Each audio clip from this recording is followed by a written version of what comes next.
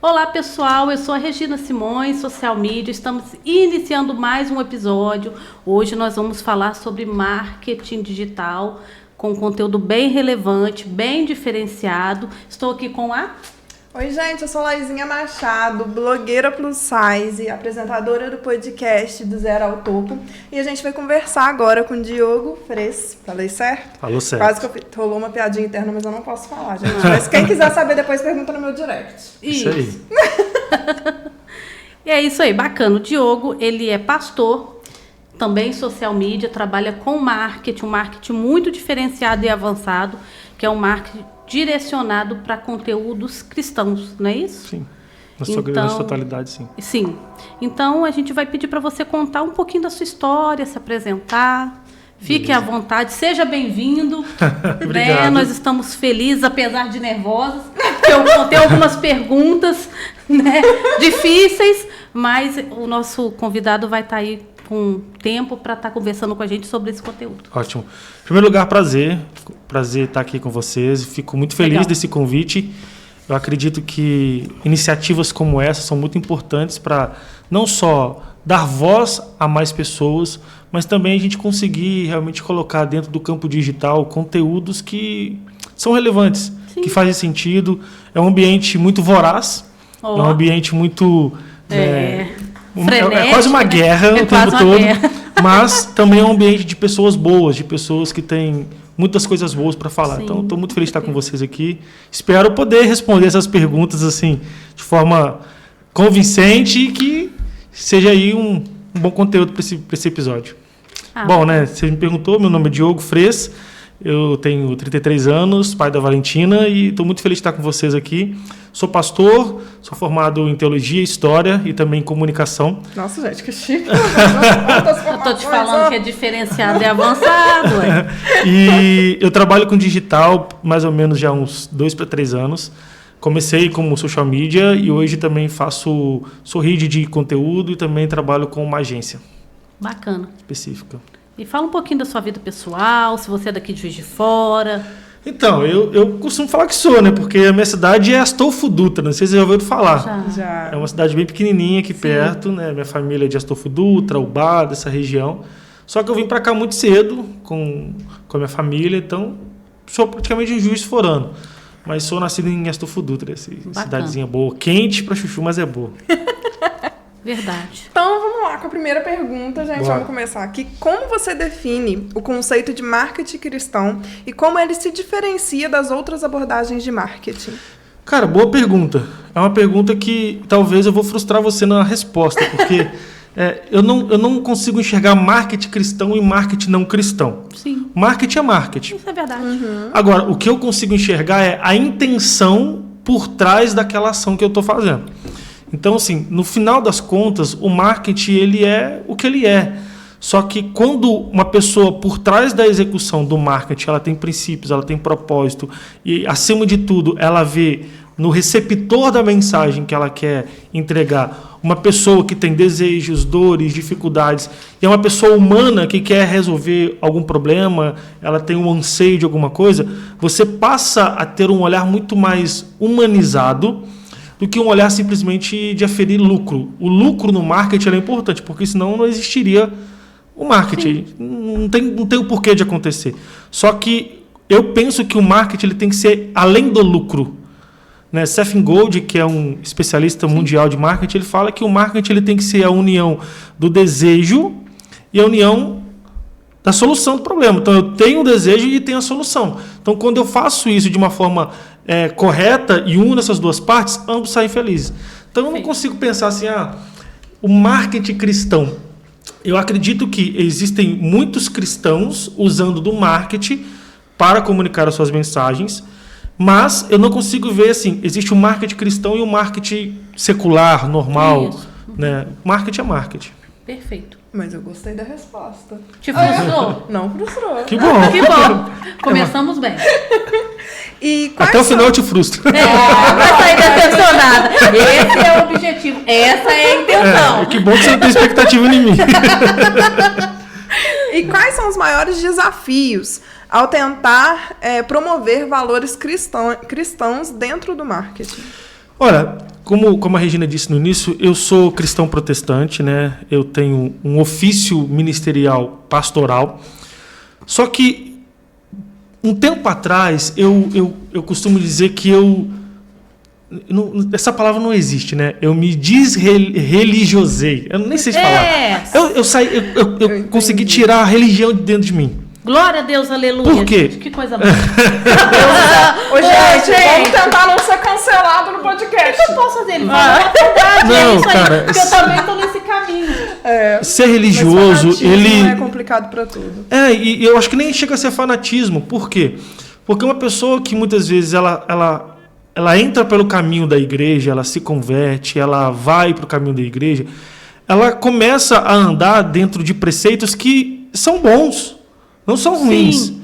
Só que se ela não aprender no meio do caminho que existe um equilíbrio para todas as coisas, muitas vezes a gente não vai perceber que existe um outro lado que precisa também ser observado. E o outro lado não significa que ele é o abandono da fé, mas ele é uma percepção que a fé, ela não é vivida só em ambientes culticos, religiosos ou sacros. Ela é vivida na vida comum.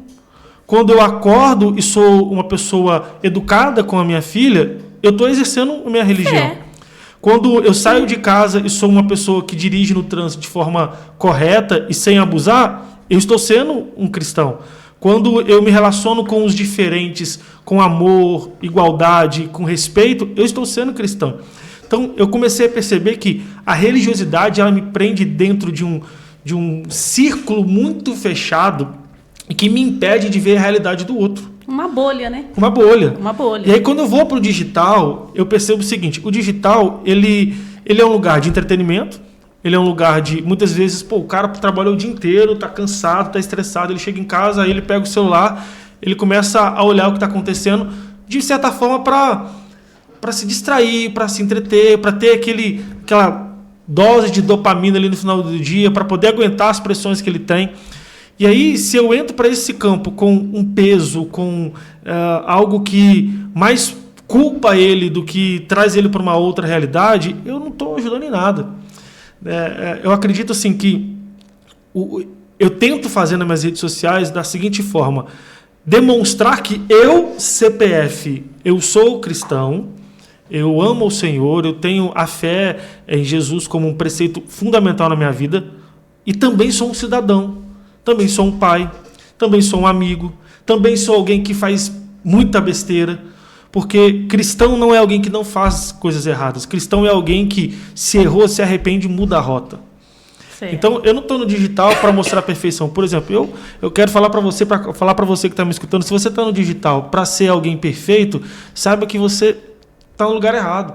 Porque a única perfeição que a gente vai encontrar é em Jesus. Exatamente. E eu estou no digital para ser vulnerável, para mostrar as minhas falhas, para mostrar as minhas quedas, mas para mostrar também que se eu cair 7, eu levanto 8. Para mostrar que o ser humano, quando encontra o divino, é aí que a gente encontra realmente o sentido da verdade. Mas eu continuo sendo um ser humano.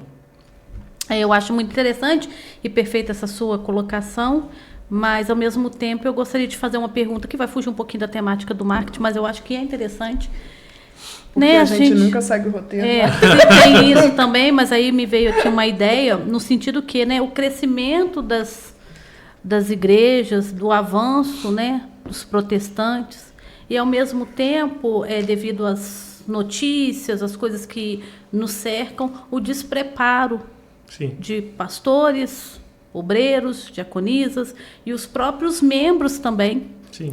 E estarem entendendo o que é ser cristão, o que é ser o corpo de Cristo. Sim. E muitas das vezes, né, eu fui criado no berço católico, tive a oportunidade de ter um convívio com os protestantes. Eu fiz uma caminhada com o pastor Diogo, deve ter mais ou menos 15 anos atrás. Foi ele que me ajudou espiritualmente para que eu tivesse êxito na minha carteira de motorista. Que bom, fico feliz. Foi uma coisa que me marcou muito, foi num culto mesmo, e ali Deus preparou aquele momento e eu tive êxito. Que bom. Mas eu percebo hoje em dia a dificuldade que nós temos de ter um diálogo com os cristãos, justamente por essa questão do intelectual muito pobre, muito né, sem assim um estudo um pouco mais aprofundado da Bíblia e entender que ele é ser humano, que ele é passivo de erro da mesma forma que eu também. Então eu sinto essa dificuldade em ter certos diálogos porque eles realmente de fato vivem numa bolha. Há uma separação e eu gostaria de te perguntar se você entende assim e se você acha importante o pastor passar por um estudo, para uma qualificação, para que ele possa também ter esse domínio ali de estar orientando as pessoas. Olha só, eu costumo dizer que a fé aquece meu coração e não diminui meu cérebro. Então, a fé, ela me faz ter um coração aquecido, né, um amor ao Senhor, mas ela de maneira nenhuma pode diminuir o meu cérebro. A Bíblia nunca vai mostrar que a fé é algo irracional e que foge do intelecto. Pelo contrário, a Bíblia nos mostra que a fé, ela é um firme fundamento. A fé, ela não é algo desassociada de uma razão. Pelo contrário, ela tem uma razão que a fundamenta. Hebreus 11 vai dizer isso, que a fé é um firme fundamento. E qual que é o fundamento da fé? Jesus. E aí quando eu vou para Jesus, eu vou olhar para Jesus, para sua vida, os seus passos, sua forma de ser, sua forma de agir, sua forma de se relacionar, o seu intelecto. Então eu vou ver que existe um padrão de exercer a minha fé.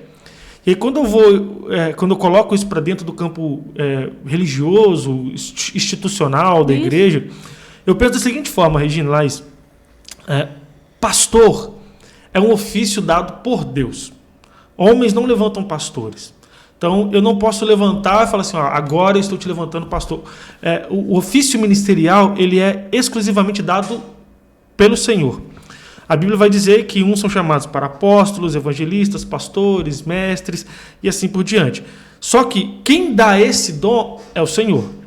Mas cabe a mim, uma vez que me percebi vocacionado, me preparar para o ofício. Sim. Então, quem dá o ofício é Deus, mas quem me prepara sou eu. Certo. Então, no campo do chamado e da execução, existe a preparação. Certo. Então, eu não consigo pensar que alguém que se diz vocacionado verdadeiramente não se preocupe em se preparar verdadeiramente. Se preparar verdadeiramente para ter uma boa exegese, ter uma boa interpretação de texto, ter um bom olhar bíblico para entender, olha, o que isso está falando, para quem era, para qual tempo, um contexto imediato, o contexto daquele tempo, o que estava acontecendo naquela época quando isso foi escrito. Então, tudo isso faz parte da minha preparação para o cumprimento do ofício. Mas o ofício quem dá é Deus. Então, quando eu penso que um pastor, um homem vocacionado, ele deixa de se preparar, ele está dizendo para o Senhor, olha, eu não valorizo o que você me deu. Exato. Então, assim, infelizmente isso acontece não só com o pastor, com o obreiro, quem está na frente, com o próprio cristão. Porque uma vez que... E olha só, é engraçado que a Bíblia ela é uma biblioteca de vários livros. E como a fé cristã é exercida? Através da leitura. Jesus mesmo disse que ele é a palavra. Então, o cristão ele deveria ser o que mais lê. Ele deveria ser conhecido como o povo que lê, da leitura, do conhecimento, do conhecimento. Estudo. Só que esse estigma que ficou muito nos cristãos de serem, olha, ele é de fé, mas ele é indouto, ele é uma pessoa que não busca crescer, não tem muito conhecimento. Ficou muito porque é o seguinte, porque os cristãos eles